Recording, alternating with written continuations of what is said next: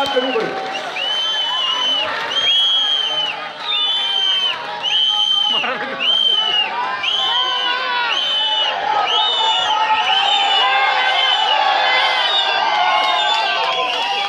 अस्सलाम वालेकुम। बहुत शुक्रिया आपकी बेपनाह मोहब्बतों का। मेरा ख्याल है कि साल भर के अंदर फिर से हाजिरी हुई है।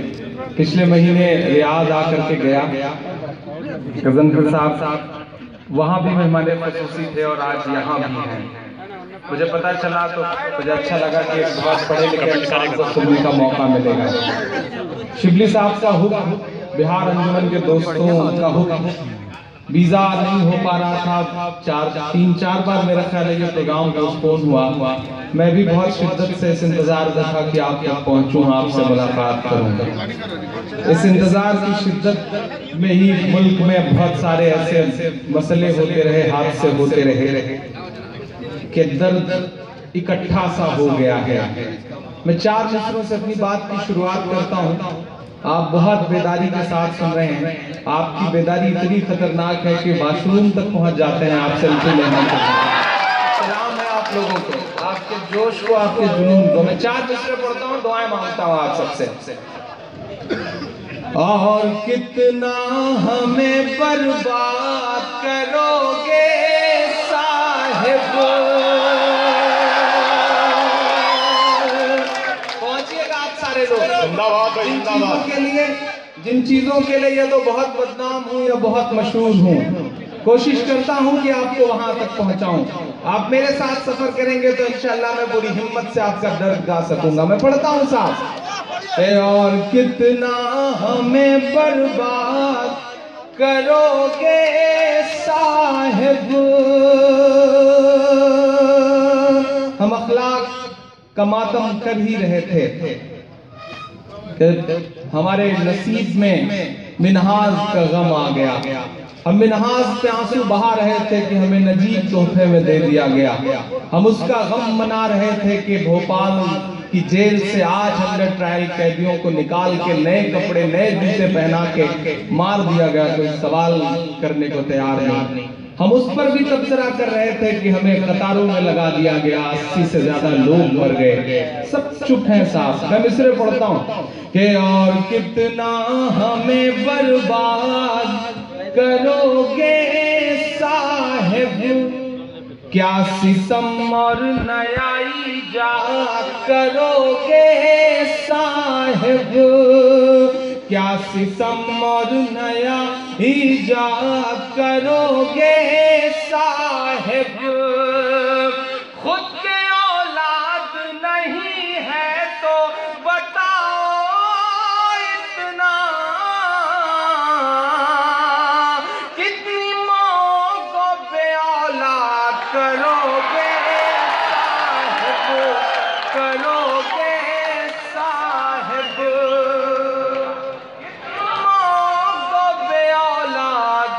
करोगे साहिब, क्या सितम और नया ईजाद करोगे साहिब।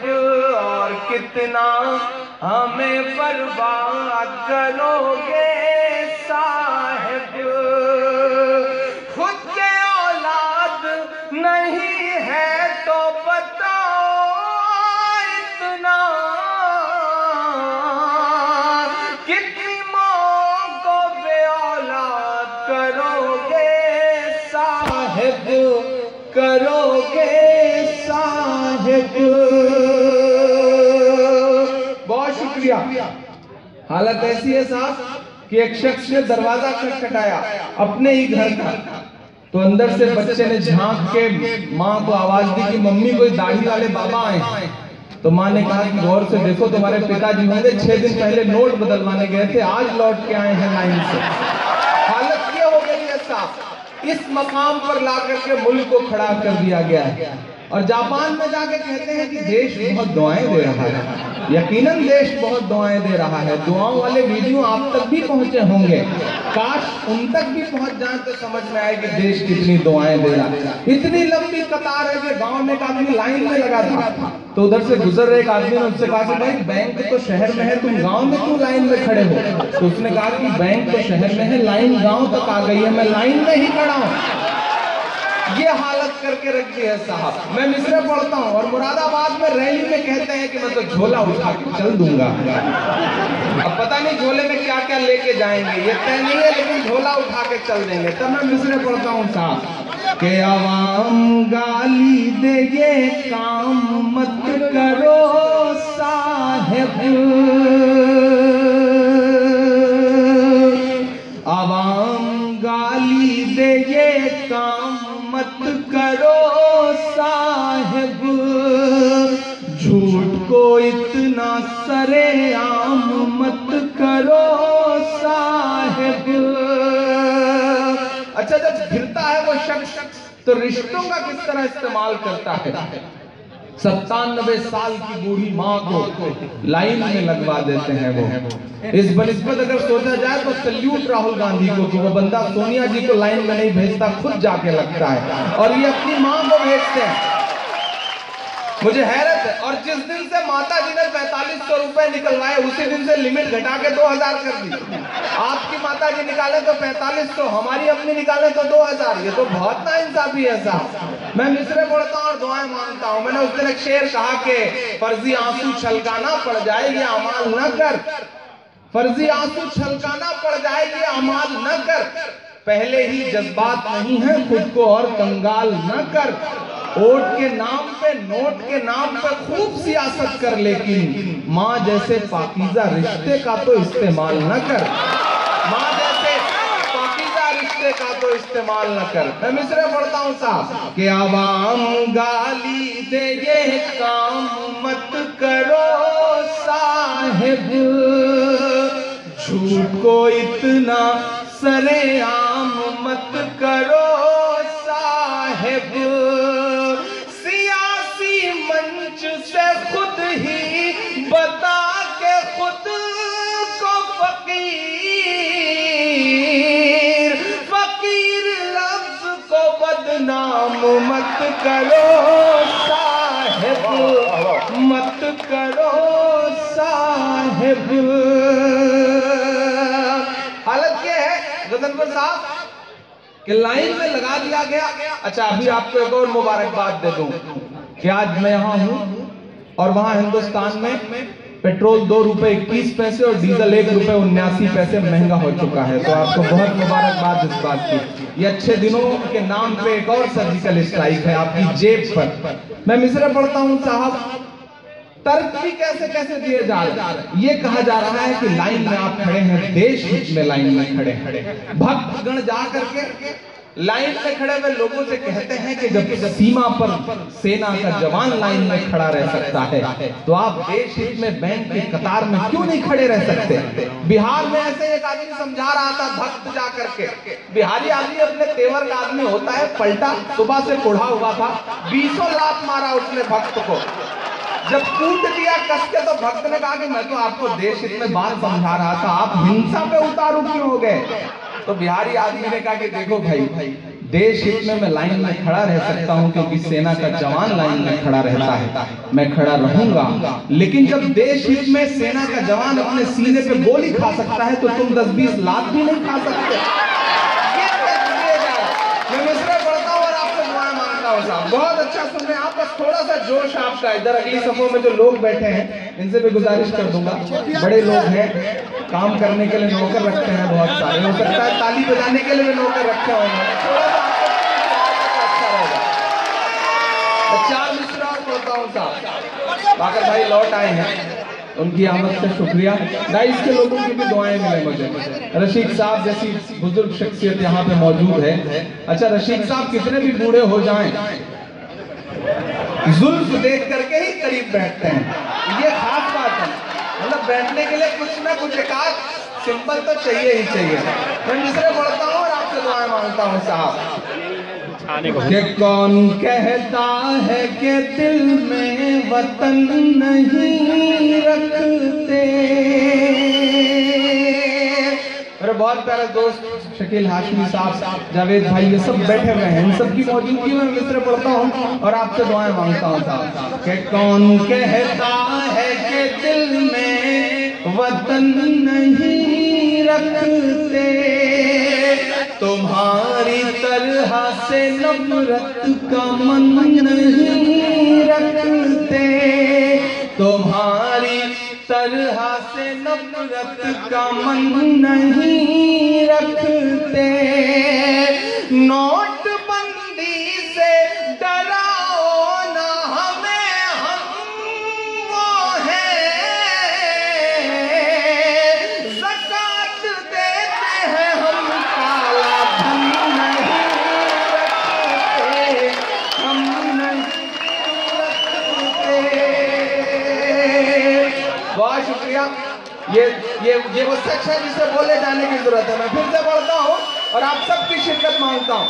उधर जो लोग ऊपर बैठे हैं उनकी भी शिरकत हो। मैं फिर से पढ़ता हूँ साहब, पहुंचाइए मेरे इन मिसरों को दिल्ली तक, जरूरत है कि पहुंचाए जाए ये मिसरे। मैं पढ़ता हूँ फिर से साहब।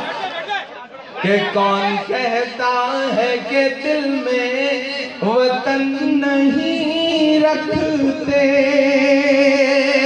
मैं इमरान प्रताप गढ़ी पूरी जिम्मेदारी से बात कहता हूं कि अगर सच में देश हित का फैसला होता तो तमाम विरोधों के बावजूद मैं पहला शख्स होता जो इस मुद्दे पे उनके साथ खड़ा होता। लेकिन देश हित का फैसला, देश हित का ठेका सिर्फ आवाम ने थोड़ी ले रखा है साहब। आप कहते हैं कि देश हित में लाइन में लगे रहो, हम लगे रहेंगे साहब, क्योंकि सेना का जवान सरहद पर खड़ा रहता है, लेकिन वही सेना का जवान सरहद पर 2-2, 3-3 दिन बिना एक कपड़ा पहने, बिना वर्दी बदले खड़ा रहता है। तो आपको क्या जरूरत आन पड़ती है कि गोवा, कर्नाटक और मुंबई के 3 घंटे के 3 प्रोग्राम में आप 3 कपड़ा बदल करके भाषण देते हैं। आप एक कपड़े में भी तो भाषण दे सकते थे। तब मैं मिसरे पढ़ता हूँ साहब, देश हित का ठेका सिर्फ अवाम ने नहीं ले रखा है, आपको भी जिम्मेदारी उठानी पड़ेगी। और शुक्रिया बहराइच का, अभी 3 दिन पहले सारा देश हित निकाल कर रख दिया वहां की अवाम ने। ये साहब ने बताया कि कोहरा बहुत ज्यादा था, इसलिए हेलीकॉप्टर लैंड नहीं कर पाया साहब, जबकि 21 डिग्री टेम्परेचर था जब वो लखनऊ से उड़े और नीचे कुर्सियां खाली थी और मुर्दाबाद के नारे थे, तो कोहरा छा गया। उन्होंने ये बताया कि कोहरा है इसलिए प्लेन लैंड नहीं किया है। आजकल एक कार्टून सोशल मीडिया पे बहुत वायरल हो रहा है कि माइक पर भाषण देने के लिए साहब खड़े हैं, उनके बगल में काली दाढ़ी वाले बाबा खड़े होकर कह रहे हैं कि भीड़ तो बहुत ज्यादा हमने इकट्ठी की है, लेकिन कोहरे की वजह से दिखाई नहीं पड़ रही है साहब। तो मैं मिसरे पढ़ता हूं, मैं पूरी जिम्मेदारी से कह रहा हूं कि वायुसेना का वही हेलीकॉप्टर, वायुसेना का वही हेलीकॉप्टर, एयरफोर्स का वही हेलीकॉप्टर सियाचिन के -डिग्री टेम्परेचर में जब उतरा था साहब, तब तो कोहरा नहीं था। वो 21 डिग्री टेम्परेचर में क्यों नहीं उतर आया? क्योंकि देश आपके इस मुद्दे पर आपके खिलाफ बोलना शुरू कर रहा है। मैं सलाम करूंगा देश की सोच को और देश में आए हुए बदलाव को। मैं मिसरे पढ़ता हूं साहब कि कौन कहता है कि दिल में वतन नहीं रखते, तुम्हारी तरह से नफरत का मन नहीं रखते। नोटबंदी से डराओ ना हमें, हम वो हैं, ज़कात देते हैं हम, काला धन नहीं रखते, हम नहीं रखते। रंग छोड़ रही है साहब 2000 वाली नोट, और रंग भी गुलाबी रंग छोड़ रही है। एक साहब को मैंने समझाया कि आपके पास अगर 10-20 हजार रुपए इकट्ठे हो गए हैं तो उसे गिनने के लिए बार बार थूक मत लगाइएगा नोट में, वरना होंठ गुलाबी हो गए तो घर पे भाभी से मार खाने का भी डर है। और मैं तो एक और बात कहता हूँ साहब कि वो जो रंग छोड़ रही है वो रंग नहीं है, वो जो कतारों में 80 से ज्यादा लोग मरे हैं उनके लहू का रंग उतर आया है उस नोट में, इसलिए वो नोट रंग छोड़ रही है साहब। आपने कभी सोचा कि पुरानी 500 की नोट से महीने भर से ज्यादा डीजल बिकता रहा, पेट्रोल बिकता रहा? लेकिन दूध नहीं बिका उससे, सब्जी उससे नहीं बिकी, अनाज उससे नहीं बिका। क्यों? क्योंकि डीजल और पेट्रोल अंबानी का है, अनाज और सब्जी किसान की है, इसलिए वो नहीं बिका। मैं 4 मिसरे और पढ़ता हूँ और आपसे दुआएं मांगता हूँ। एक ताजा सी नज़्म सुनाने की ख्वाहिश है, सुनाने का मन है। अच्छा, कैसे कैसे सोशल मीडिया पे भक्त पाल रखे हैं उन्होंने। लड़के भी आजकल इतने समझदार हो गए। बिहार का एक लड़का था, उनका भक्त हुआ करता था। उसने एक दिन अपने पिताजी को बिठाया, शिवली भाई, और पापा से कहा कि पापा मेरे पास फेसबुक पर 15 फेक आईडी है। तो बाप ने कहा अरे 15 फेक आईडी का क्या करते हैं? तो बोला मैं मोदी जी का बहुत भक्त हूँ, सोशल मीडिया में जो भी मोदी जी के खिलाफ लिखता है मैं अलग अलग फेक आईडी से उसे गाली देता हूँ। तो बाप ने कहा अच्छा तुम ये सब मुझे क्यों बता रहे हो? तो बेटे ने कहा कि वो जो 2 महीने से आप कोमल भाभी को रेस्टोरेंट में मिलने के लिए बुला रहे हैं वो मैं ही हूँ। ये हालत हो गई है साहब। इस तरह से मैनिपुलेट करके चीजें दुनिया के सामने रखी जा रही हैं। मैं तो आजकल बड़ा डर में रहता हूँ। जिस तरह बिना नोट छापे हुए बंदे ने नोटबंदी कर दी, वैसे ही बिना पटरी बिछाए कहीं बुलेट ट्रेन न चलाते हैं तब उनके हाल क्या होंगे। मैं एक नज़्म सुनाना चाह रहा हूँ, उसके बाद इंशाल्लाह आप वो सब जो चाहेंगे मैं सुनाऊंगा। एक बिल्कुल नई सी नज़्म, ताजा सी, बहुत कम हिंदुस्तान में 1-2 मशारों में पड़ा है, तो मेरी ख्वाहिश है कि मैं यहाँ सुनाऊं उसे कि जालिम तानाशाह की देखो ये कैसी मनमानी है, जालिम तानाशाह की देखो ये कैसी मनमानी है। असर तो हो रहा है नोटबंदी का साहब। वो मनमोहन सिंह जो 10 साल नहीं बोले थे, वो राज्यसभा में 10 मिनट बोले, और वो शख्स जो पिछले काफी दिनों से चुप नहीं हुआ था वो राज्यसभा में 10 मिनट चुप बैठा, और उसके बाद लोकसभा में नहीं बोल रहे बल्कि जनसभा में बोल रहे हैं, और जनसभा में भी इंशाअल्लाह आवाम बोलने नहीं देगी बहुत जल्दी। ये होने जा रहा है। मैं पढ़ता हूँ नज़्म साहब कि जालिम तानाशाह की देखो ये कैसी मनमानी है, कारोबार हुए हैं चौपट और बर्बाद किसानी है, कारोबार हुए हैं चौपट और बर्बाद किसानी है। लगता है उस शख्स ने हिटलर बन जाने की ठानी है। अगला मिसरा सच्चा हो तो एक शख्स का हाथ उठे कि लगता है उस शख्स ने हिटलर बन जाने की ठानी है। कोई बताए किस लाइन में खड़ा कोई अंबानी है, कोई बताए किस लाइन में खड़ा कोई अंबानी है। मैं मुझे भी आता है। मैं जी बिल्कुल मुझे लग रहा था एक बार में समझ में आ जाएगा, लेकिन आप लोग सप्लीमेंट्री से पास हुए हैं तो मतलब पूरा ही करना है। अच्छा, ये बिहार है साहब, ये अपने तेवर के लिए जाना जाता है, इसकी अपनी खूबी है। वे बिहार में चौधरी साहब के यहाँ मेहमान पहुंचे, 2 मेहमान। चौधरी साहब अंदर से बंदूक लेकर के निकले, जैसे ही मेहमानों को देखा हवा में 2 फायर किया। मेहमान बेचारे डर गए, बोले साहब ये क्या है, ये कैसा इस्तकबाल है? तो चौधरी साहब ने कहा डरिए मत, मैं चाय का ऑर्डर कर रहा था अंदर से लाने के लिए। तो ये बिहार है साहब, इसका अपना तेवर है।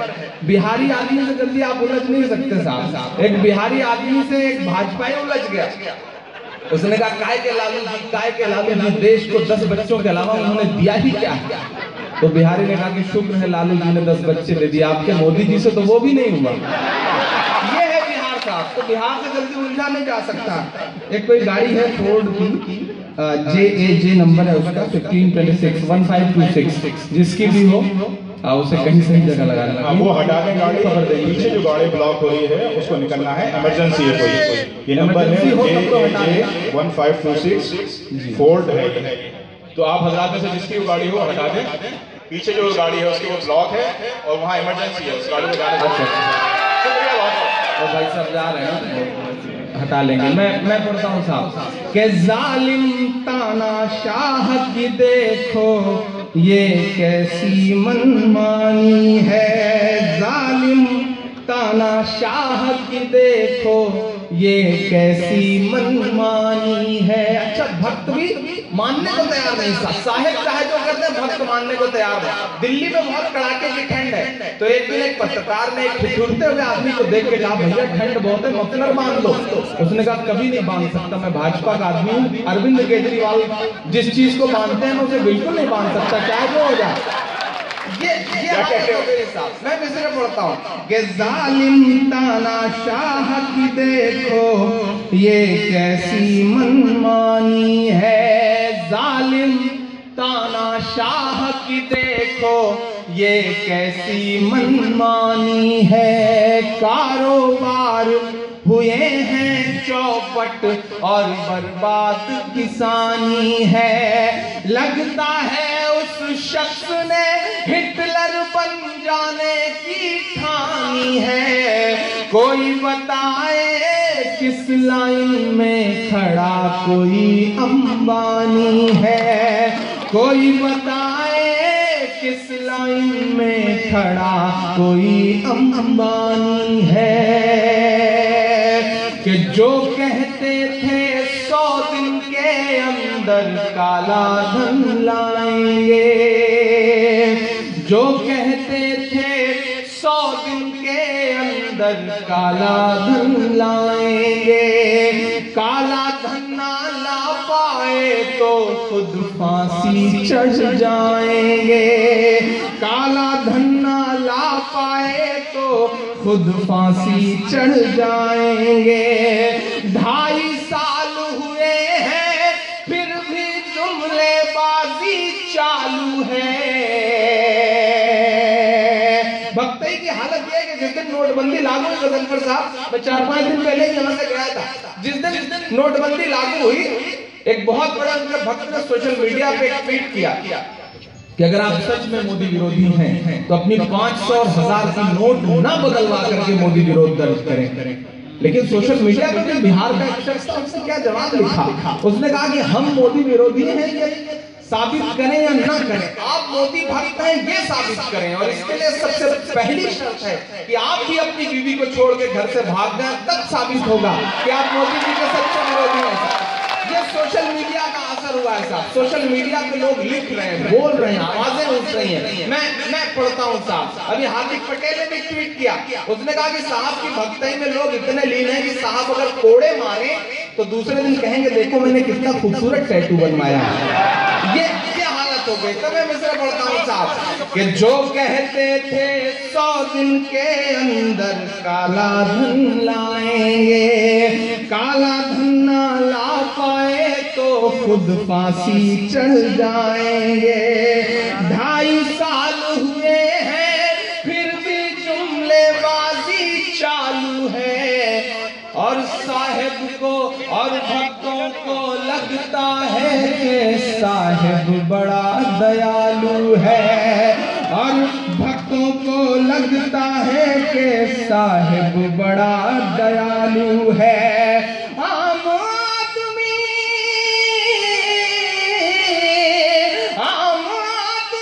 के ख्वाबों से ये तो बेईमानी है। कोई बताए किस लाइन में खड़ा कोई अंबानी है, कोई बताए किस लाइन में खड़ा कोई अंबानी है। मैं आखिरी बंद पढ़ता हूँ साहब और आपसे दुआएं मांगता हूँ। आपने कभी सोचा कि तमाम दुनिया के अलग अलग मुल्कों में रिसेशन आया, लेकिन भारत उससे अछूता रहा, उसकी वजह क्या रही है? मैं मिसरे पढ़ता हूँ साहब कि माँ बहनों के गुल्लक के सारे पैसे लूट गए, माँ बहनों के पल्लू के सारे पैसे लूट गए। नन्हे मुन्ने बच्चों के हाथों के गुल्लक फूट गए, नन्हे मुन्ने बच्चों के हाथों के गुल्लक टूट गए। पूरा देश कतार में है, ये कैसी तेरी तैयारी है। पूरा देश कतार में है, ये कैसी तेरी तैयारी है। 80 से ज्यादा मौतों की किसकी जिम्मेदारी है? 80 से ज्यादा मौतों की किसकी जिम्मेदारी है? लगता है उनकी आंखों का आज मर गया पानी है। कोई बताए किस लाइन में खड़ा कोई अंबानी है? कोई बताए किस लाइन में खड़ा कोई अंबानी है? कोई बताए किस लाइन में खड़ा कोई अंबानी है? जालिम तानाशाह की देखो ये कैसी मनमानी है। बहुत शुक्रिया, बहुत मोहब्बतें। एक नज़्म और सुनाने की ख्वाहिश है इंशाल्लाह। उसके बाद जिस तरह से असली शायरी की रवायत है वो अपने ढंग से चलेगा। आप बहुत अच्छा आप सुन रहे हैं, बहुत मोहब्बत से सुन रहे हैं। रात के इतने वक्त हजारों किलोमीटर दूर प्रदेश में इतने लोग मोहब्बत से मुशायरा सुनने के लिए बैठे हैं। ये उर्दू शायरी का असर है, ये उर्दू जबान का असर है। मैं सलाम करता हूँ आप सबकी मौजूदगी को, आप सबकी मोहब्बत। यकीनन ये वक्त बुरा है, यकीनन ये मुश्किल दौर है, लेकिन ऐसे मुश्किल दौर में ही जिम्मेदारियां बढ़ जाती हैं, आपकी, कलमकारों की, हम सब की। मैं एक नज़्म सुनाने की मेरी ख्वाहिश है, चूंकि वो नज़्म इन दिनों में पूरे हिंदुस्तान के ज्यादातर मशायरों में पढ़ रहा हूँ, मेरे दिल से जुड़ी हुई नज़्म है वो। एक ऐसी माँ का दर्द पूरे हिंदुस्तान में सुना रहा हूँ। मैं चाह रहा हूँ कि मैं पहले वो सुना दूँ, इंशाल्लाह उसके बाद जिस तरह चाहेंगे मुशायरा तो अपने हिसाब से चलता रहेगा। मैं एक माँ से मिल करके आया हूँ, मुसलसल मिल रहा हूँ, प्रोटेस्ट का मुसलसल हिस्सा हूँ मैं। एक ऐसी माँ जिसका बिल्कुल एक जवान होता हुआ लड़का पिछले तकरीबन 58-59 दिनों से गायब है, और वो भी दिल्ली की एक बहुत प्रोमिनेंट यूनिवर्सिटी से, यानी कि देश के प्रधानमंत्री के आवास से 4 किलोमीटर की दूरी पर। एक माँ कभी जेएनयू के ब्लॉक पर, कभी जंतर मंतर पर, और कभी इंडिया गेट पर पुलिस के हाथों घसीटी जाती हुई ये चीख करके कह रही है कि मुझे मेरा बेटा वापस कर दो, मुझे मेरा नजीब वापस कर दो, मुझे मेरा लाल वापस कर दो। मैं जब मिला उस माँ से तो मुझे उस माँ की जगह अपनी माँ नजर आई। मुझे लगा कि उस माँ की जगह अगर मेरी माँ होती तो, मुझे लगा अगर नजीब की जगह कोई इमरान होता तो, मुझे लगा नजीब की जगह कोई अशोक होता, कोई अनिल होता, कोई शिवजी होता तो। लेकिन देश चुप है, इसलिए क्योंकि उस लड़के का नाम नजीब है।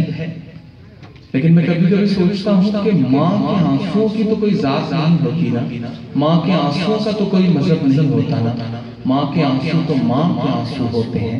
मैं उस माँ की तरफ से नज़्म सुनाना चाहता हूँ बाकर भाई, बहुत दिल से जुड़ी हुई। जिस दिन मैं 22 अक्टूबर को उस माँ से मिलकर लौटा था, मैं कैब बुक करके चुपचाप चला गया था, मैं जामिया के मुशायरे में आया हुआ था, बिल्कुल लौट रहा था तो बहुत देर तक आंखों से आंसू नहीं रुक रहे थे।